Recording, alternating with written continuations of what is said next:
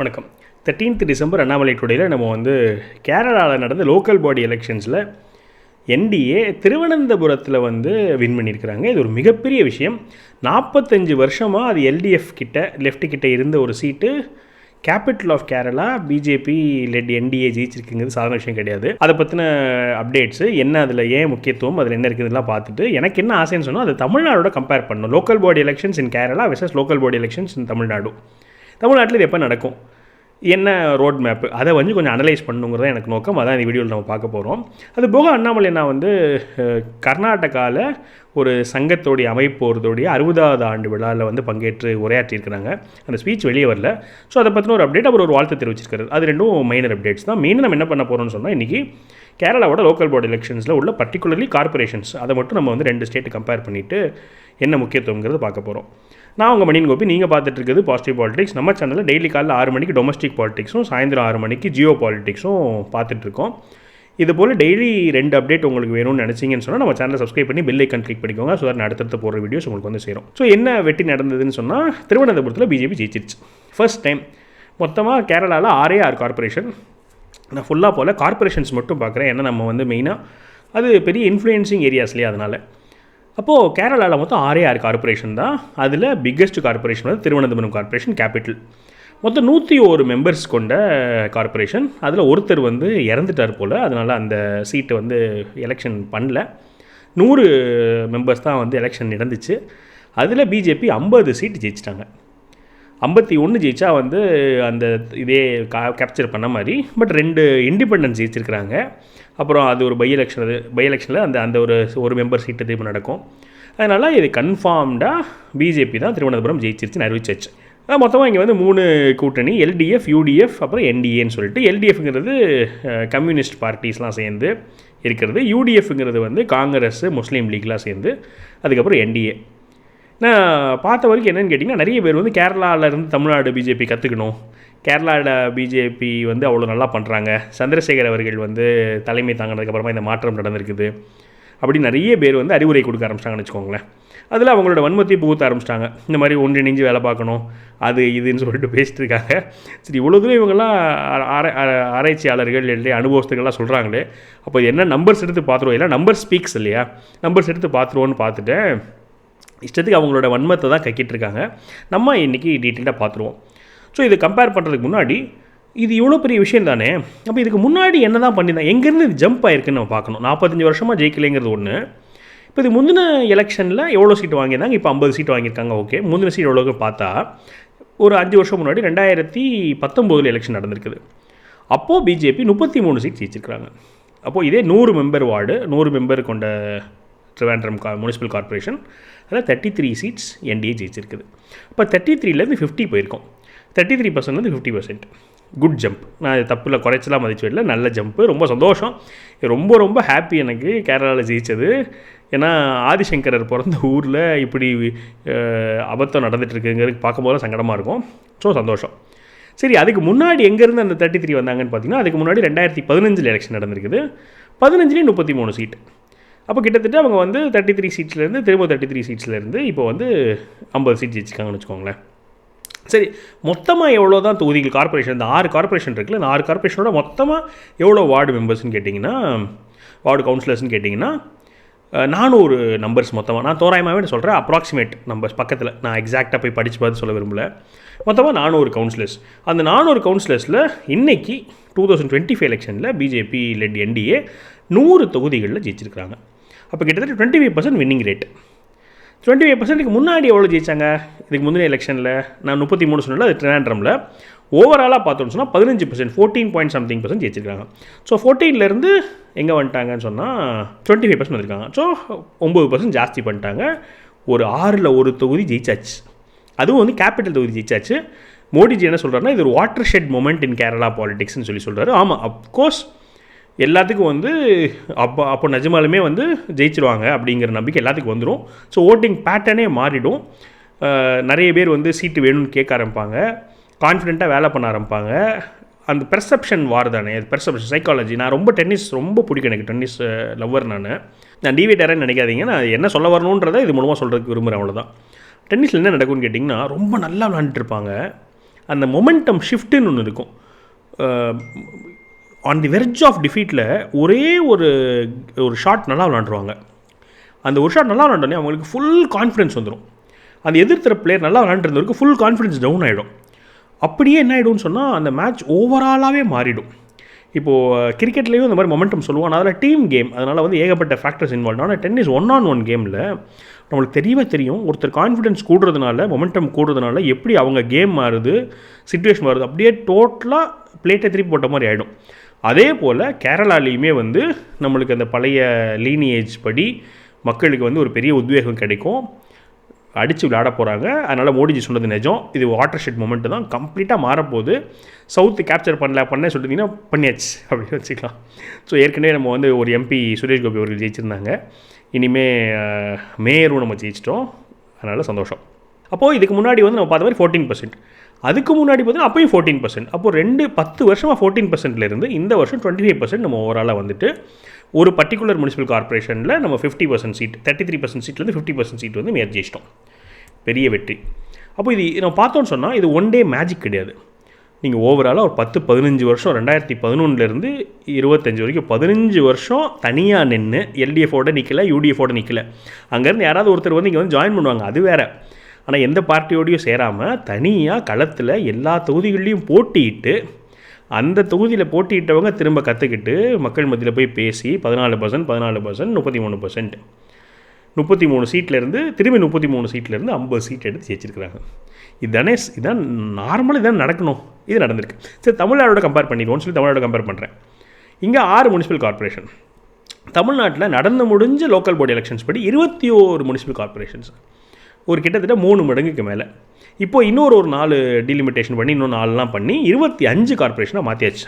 ஆனால் இப்போ 25 நம்ம போவேன்னா 21 வச்சுப்போம். இதுக்கு முன்னாடி நடந்தது 21, அதனால் அந்த 6 21 கம்பேர் பண்ணுவோம். இப்போ இந்த 6ல் வந்து 400 கவுன்சிலர்ஸ் சொன்னோம் இல்லையா. நம்ம தமிழ்நாட்டில் வந்து 1370 கவுன்சிலர்ஸ். 400லேருந்து திரும்ப நீங்கள் 3 மடங்கு போட்டிங்கன்னா 1200, 1300 வந்துருச்சு. இப்போ 400ல் இந்த ரீசெண்டாக முடிஞ்சு போன 25 எலெக்ஷனில் 100 பேர் நம்ம ஜெயிச்சிருக்காங்க. BJP NDA 25%. இந்த 1373 கவுன்சிலர்ஸில் 2022 அண்ணாமலைநாத் தலைமையில் தனியாக நின்ன எலெக்ஷனில் 1373 ஜெயிச்ச கவுன்சிலர்ஸ் வந்து 22 பேர். இதுதான் நிலவரம். 400க்கு 100, 1370க்கு 22. பர்சன்டேஜ் பார்த்தோன்னா 1.5%. இதுதான் நிலவரம். இதுக்கும் பல காரணங்கள் இருக்குது. ஏன்னா லாஸ்ட் மினிட் வரைக்கும் ஏடிஎம்கே கூட கூட்டணின்னு சொல்லி லாஸ்ட் மினிட்டில் அவர் வந்து அந்த பேச்சுவார்த்தை ஒத்து வராமல் கூட்டணியில் இருக்கும்போது நான் சொல்கிறேன், 21 சட்டமன்ற தேர்தலில் 2 பேர் கூட்டணியில் இருந்துக்கிட்டு லோக்கல் பாடி எலெக்ஷன்ஸில் அவருக்கு வந்து போதுமான சீட்டு கொடுக்க மனசு வராமல், பேச்சுவார்த்தை ஒழுங்காக நிறைவேறாமல், லாஸ்ட் மினிட்டில் இவங்க தனியாக நிற்க போகிறேன்னு சொல்லி அவங்களால கேண்டிடேட்டே ஃபிக்ஸ் பண்ண முடியாமல் அரைங்குறையமாக லாஸ்ட் மினிட்டில் பண்ணதில் அவர் வந்து இந்த 22 சீட் ஜெயிச்சிருக்காங்க. அந்த 22ல் 1 தான் நம்ம சென்னையோடைய 1, நம்ம உமானந்தன் அம்மா இருக்காங்க இல்லையா, அவங்க வந்து ஒரு சீட். அப்போது இங்கே கேபிட்டல் 100 சொல்கிறோம் இல்லையா, அதே மாதிரி தமிழ்நாட்டிலையும் கேபிட்டல் சென்னை கார்பரேஷன் வந்து 100 மெம்பர்ஸ். அந்த 100ல் நம்ம 1. திருவண்ணாமலை 100ல் 33லேருந்து 50, இப்போ 100ல் நம்ம ஒரே ஒரு சீட் எடுத்துருக்குறோம். நம்ம சென்னையில் மேயர் ஆகணும்னு சொன்னால் 50 சீட் வேணும், 50 மடங்கு வளரணும். சரி, இது இப்போ இருக்குது இல்லையா. அப்போ இதுக்கு முன்னாடி தான் என்னவாக இருந்தாங்க, இப்போ அண்ணாமலை அவர்களும் இப்போ நிறைய பேர் என்ன சொல்லுவாங்கன்னா, இதுக்கு முன்னாடியே வந்து நாங்கள் அப்படி தான் இங்கே வந்து ஒன்றும் பேசாத மாதிரிலாம் கதை விடுவாங்க இல்லையா. அப்போ இதுக்கு முன்னாடி என்ன நடந்துச்சுன்னா 2011 நடந்திருக்குது. 2011 நம்ம ஜெயித்த கார்பரேட் 1370 சொச்சத்தில் நம்ம ஜெயித்தது 4. அப்போ 4ல் நான் பர்சன்டேஜே போட விரும்பல, அசிங்கமாக இருக்குது. So 4 corporation கவுன்சிலர்ஸ்லேருந்து 22 கவுன்சிலர்ஸாக கூடியிருக்கிறாங்க. 5 மடங்கு கூடியிருக்கு. ஆனால் அதை நான் அப்படிலாம் சொல்ல விரும்பல. இது மடங்குக்குள்ளேயே போகக்கூடாது நம்பர்ஸில். இந்த நம்பர்ஸ்குள்ளே நம்ம மடங்குக்குள்ளே போனாலே தப்பாக நம்ம நம்பர்ஸ் பார்க்குறோன்னு அர்த்தம். ஸோ இதுதான் தமிழ்நாடோட நிலவரம். தமிழ்நாடு தான் நடந்திருக்குது, லாஸ்ட் மினிட்ல பண்ணி இப்படி நடந்திருக்குது. இப்போ இது எப்படி தான் இன்க்ரீஸ் பண்ணுறது? திரும்ப நீங்கள் கண்டினியூஸாக எல்லா சீட்லேயும் கேண்டிடேட்ஸ் போட்டு, இல்லைனா முக்கால்வாசி சீட்டில் கேண்டிடேட்ஸே போடலையாம் லோக்கல் பாடிஸ் தமிழ்நாட்டில். ஏன்னா லாஸ்ட் மினிட்ல நடந்ததுனால. அண்ணாமலை அவர்கள் இந்த 2024 எலெக்ஷன் தோற்றதுக்கப்புறம் சொன்னார், 500 நாள் முன்னாடி கேண்டிடேட் போடணும் 2026க்குன்னு சொல்லி சொன்னார். ஆனால் நீங்கள் அவ்வளோ நாள் ஒரு கேண்டிடேட்டுக்கு டைம் கொடுத்து இந்த மாதிரி டிஎம்கே ஏடிஎம்கே எதிர்த்து அப்படி பண்ணோன்னு சொன்னால் அதுக்கு ஒரு உருப்படியான வேலை நடக்கும். நான் அதுக்காக வந்து ஃபுல் அண்ட் ஃபுல் தனியாக போகிறதுக்கு நான் வந்து ப்ரொபகேட் பண்ணுறேன்னு நான் சொல்லவே வரல. ஆனால் என்ன சேலஞ்ச் நம்மளுக்கு முன்னாடி இருக்குதுன்றதை பார்க்கணுன்றது என்னோடய விருப்பம். ஏன்னா கேரளாவில் இவ்வளோ நாள் தனியாக நின்று இப்போ சாதிச்சிருக்கிறாங்க. நம்ம அதை பெருமையாக பேசுகிறோம், கொண்டாடுறோம், சந்தோஷப்படுறோம். ஹப்பாடாக தப்பிச்சிருச்சு கேரளா அப்படின்ற மாதிரி ஒரு நம்பிக்கை வருது. இப்போ தமிழ்நாட்டில் அந்த நம்பிக்கை வருதுக்கு இன்னும் ரூட் எடுக்கிறாங்க. ஓகே, நான் அலையன்ஸ் மூலமாகவும் போயிட்டு இதே மாதிரி நான் அந்த பாத்திரம் சேர்த்தல, அது வேறு ரூட்டு தான், ஓகே தான். ஆனால் கம்பேரிட்டிவாக நம்மளுக்கு விஷயம் தெரியணும், எப்படி இருக்குது ரெண்டுங்கிறது தெரியணுன்றதுக்காக நான் நம்பர்ஸ் எடுத்து பார்த்தேன். இதுதான் நிலவரம்.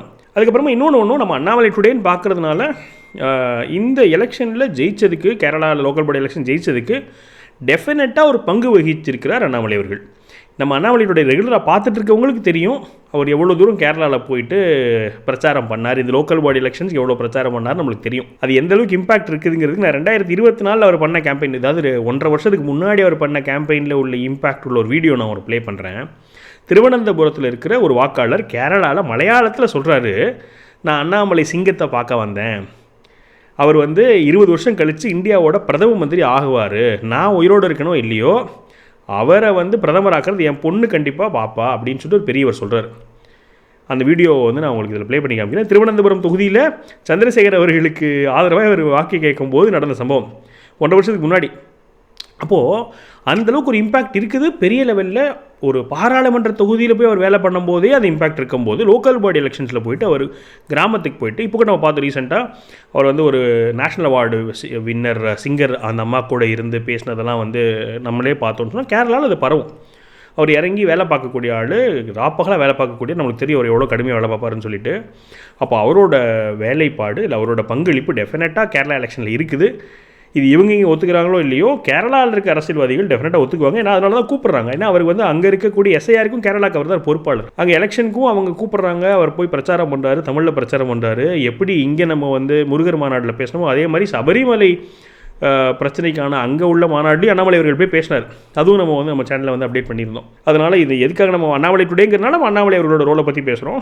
பட் பொதுவாக நம்மளுக்கு என்ன தெரியுதுன்னு சொன்னால், இங்கேயும் நம்ம வந்து அதுக்கான டைம் கொடுத்து எஃபர்ட் போட்டு ஒரு சஸ்டெயின்டு ஒரு பீரியட் ஆஃப் டைம் போய்கிட்டு இருந்துச்சுன்னா இம்ப்ரூவ் ஆக தான் செய்யும். ஏன்னா எனக்கு அவர் முதல்ல அண்ணாமலை அவர்கள் கர்நாடகாவில் வரும்போதே சொல்லுவாங்க, நிறைய பேர் கமெண்ட்ஸ் சொல்லுவாங்க, உங்களுக்கு அவரை பற்றி தெரியல, நீங்கள் எங்களுக்கு அனுப்பிச்சிருங்க, கர்நாடகா அனுப்பிச்சிருங்க, நாங்கள் அவரை வந்து எம்பி ஆக்கிடுவோம், எம்எல்ஏ ஆக்கிடுவோம், எங்களுக்கு அவர் தேவைன்னு சொல்லுவாங்க. ஆனால் எனக்கு என்ன தெரியும்னு கேட்டிங்கன்னா, நம்ம தமிழக மக்களுக்கு வந்து ஒரு சின்ன ஒரு ஓப்பனிங் தான் தேவை. அந்த ஓப்பனிங், அந்த ஸ்பார்க் வந்துருச்சுன்னு சொன்னால் கம்ப்ளீட்டாக நம்ம வந்து என்ன பண்ணிடுவோம், ஓன் பண்ணிடுவோம். ஏன்னா மற்றவங்களுக்குலாம் வந்து அவர் ஜஸ்ட் அனதர் லீடர். இங்கே தமிழ்நாட்டுக்கு வந்து அவர் சேவியர். அதாவது இங்கே இருக்கிற அரசியல் சூழ்நிலையெல்லாம் பார்க்கும்போது நம்மளுக்கு வந்து லீடர் கிடையாது, நம்மளுக்கு இவங்களுக்குலாம் தான் காப்பாற்றணும். ஏன்னா பிளாட்டண்ட்டாக பண்ணிகிட்ருக்காங்க அவ்வளோ தவறுகள். இப்போ வந்து இது இவங்க பண்ணுற தப்புக்கெல்லாம் நம்ம எங்கே போய் முறையிடலான்னு சொன்னால் கோர்ட்டுக்கு முறையிடலாம். கோர்ட்டு கூடயே பிரச்சனை பண்ண ஆரம்பிச்சாச்சு, கவர்னர் கூடயே பிரச்சனை பண்ண ஆரம்பிச்சாச்சு. இன்னும் கொஞ்சம் தூரம் தான் பாக்கி மீதியெல்லாம் பிரச்சனை பண்ணுறதுக்கு. அப்போ இதுக்கெல்லாம் என்ன ரெமெடி இருக்கும்? இன்றைக்கி சவுக்கு சங்கர் அவர்களை வந்து அரெஸ்ட் பண்ணியிருக்காங்க. அந்த வீடியோ கிளிப்பிங்ஸ்லாம் வந்திருக்கு. நான் அந்த என்ன கேஸுக்குள்ளே ரொம்ப தூரம் போக விரும்பலை. அதில் ஒரு வீடியோ ரெக்கார்டிங் இருக்குது. அந்த வீடியோ ரெக்கார்டிங்கில் அவர் சவுக்கு சங்கர் வீட்டுக்குள்ளே போயிட்டு, அவர் வீடானு எனக்கு தெரியல, இந்த கேமரா ரெக்கார்டிங்கில் என்ன வருதுன்னு சொன்னால், பீரோலாம் ஓப்பன் பண்ணி போலீஸ் ஆஃபீஸர்ஸ், யூனிஃபார்மில் இருக்க போலீஸ் ஆஃபீஸர்ஸ் பீரோலாம் ஓப்பன் பண்ணி அதை லாக்லாம் எடுத்து உள்ளே இருக்க பணத்தை எடுத்து கொண்டு போகிறாங்க. எல்லோரும் கமெண்ட் பண்ணுறாங்க, இது என்ன இன்கம் டேக்ஸ் ரைடா, இடி ரைடா? ஒரு தனிநபரை அரெஸ்ட் பண்ண போகிறீங்கன்னு சொன்னால் அங்கே வீட்டில் இருக்க விஷயங்களை என்ன இதில் எடுக்கிறாங்கங்கிறது தெரியலேங்கிறாங்க. எனக்கும் அந்த சட்டத்தை பற்றி தெரியாதுன்னு வச்சுக்கோங்களேன். ஆனால் கேள்வி கேட்குறது குறைய என்ன மாதிரியான காரியங்கள் ஜாஸ்தியாகிட்டே போகும்னு பார்க்கும்போது பயமாக இருக்குது. அப்போ அதனால் நம்மளுக்கு வந்து அண்ணாமலையோடைய தேவை மற்ற ஸ்டேட்டோடு அதிகமாக நம்ம தமிழ்நாட்டில் இருக்கவங்களுக்கு புரியும். அது சின்ன ஓப்பனிங் தான் தேவை. இப்போ விஜய் அவர்களுடைய அந்த ஒரு என்ன சொல்கிறது மாயை விலகினதுக்கப்புறமா, எல்லாம் செட்டில்டு ஒன்று ஆனதுக்கப்புறமா, இந்த குழப்பங்கள்லாம் தீர்த்ததுக்கப்புறமா இவர் வந்து அவர் சொல்கிறார்ல, டைம் வரும், நம்ம லீடு பண்ண டைம் வரும்னு சொல்கிறார்ல, டைம் டு லீடு தான் நினைக்கிறேன். அவங்களோட அமைப்பு பேர் கூட வி த லீடர்ஸ்ன்னு நினைக்கிறேன். ஸோ அது மாதிரி ஒரு காலம் வரும். அப்போ வந்து will make use of the leader அண்ணாமலைன்றது தான் நம்மளோட எதிர்பார்ப்பு. ஸோ இது வந்து திருவனந்தபுரத்தில் ஜெயிச்சதை செலிப்ரேட் பண்ணுற போஸ்ட்டு தான் இது. ஒரு என்ன சொல்கிறது, வருத்தப்படுற போஸ்ட்டு கிடையாது. ஆனால் இதை வந்து காமிச்சு ஒரு சிலர் சொல்லும்போது தமிழ்நாட்டோட நிலவரம் தெரிஞ்சுக்கணும் தான் நம்ம இந்த கம்பைலேஷன் பண்ணியிருக்கோம். நான் வந்து இந்த இன்னொரு கர்நாடகாவில் ஒரு ஃபங்க்ஷன் அட்டன் பண்ணியிருக்காரு, அது என்னங்கிறத நான் சொல்கிறேன். அந்த அமைப்பு பேர் வந்து ராஷ்ட்ரோத்தன பரிஷத் அப்படின்னு ஒரு அமைப்பு. RSS ராஷ்ட்ரிய சேவை சங்கத்தோடைய ஒரு கிளை அமைப்பு போல், அது சேவைக்கான ஒரு அமைப்பு. 60 ஆண்டுகளை இயங்கிக்கிட்டு இருக்குதாமா. அதோடைய வித்யா கேந்திராவில் பனசங்கரியில் நடந்த ஒரு ஸ்கூல் சில்ட்ரன் அண்ட் பேரண்ட்ஸ் அந்த மீட்டிங்கில் வந்து பங்கேற்று உரையாற்றியிருக்கிறார். அந்த ஸ்பீச் வரும்போது நான் என்ன பண்ணுறேன்னு சொன்னால் அதில் என்ன பேசியிருக்காரு நான் உங்களுக்கு அப்டேட் பண்ணுறேன். அது மட்டும் இல்லாமல் இது இன்னொன்று சேர்த்து அந்த விழாவை வந்து செலிப்ரேட் பண்ணுறாங்க. என்னென்னா சங்கத்தோடைய 100வது ஆண்டு. நம்மளுக்கு தெரியும் ராஷ்ட்ரிய சுயம்சேவக சங்கம் ஆரம்பித்த வருஷம் வந்து 1925. ஸோ 2025 100 ஆண்டுகள் முடியுது, நிறைவு பெறுதுன்னு சொல்லக்கூடாது, 100 ஆண்டுகள் நம்ம வந்து கடக்கிறோம். அந்த நிகழ்வில் வந்து அதுவும் சேர்த்து கம்பைன் பண்ணி பேசுகிறாங்க. இது ஒரு நிகழ்வு. அதுக்கப்புறமா டிடிவி தினகரன் அவர்கள் இருக்கார் இல்லையா, அமமுக கட்சி, அவருக்கு வந்து பிறந்தநாள் வாழ்த்து தெரிவிச்சிருக்கிறாரு. இதில் அதாவது இன்னையோடைய அண்ணாமலை டுடே. உங்களோட கருத்துக்களை கண்டிப்பாக பதிவு பண்ணுங்கள். நான் இந்த வாட்டி என்ன பண்ணியிருக்கேன்னு சொன்னால் நிறைய என்னுடைய பர்சனல் ஒப்பீனியன் நான் அனலைஸ் பண்ணது, புலம்புனதாக இருக்கட்டும், இதெல்லாம் சொல்லியிருக்கேன். நீங்கள் அதை பற்றி என்ன ஃபீல் பண்ணுறீங்கன்றதை வந்து கொஞ்சம் ஹானஸ்ட்டாக எனக்கு கமெண்ட்டாக பதிவு பண்ணுங்கள். ஸோ நான் எதாவது திருத்திக்கணும்னா நான் திருத்திப்பேன், இல்லாட்டி இதே ரூட்டில் கண்டிப்பாக பண்ணுவேன். மேலும் ஒரு பாசிட்டிவ் பாடி வீடியோவில் சந்திக்கிறேன். வணக்கம்.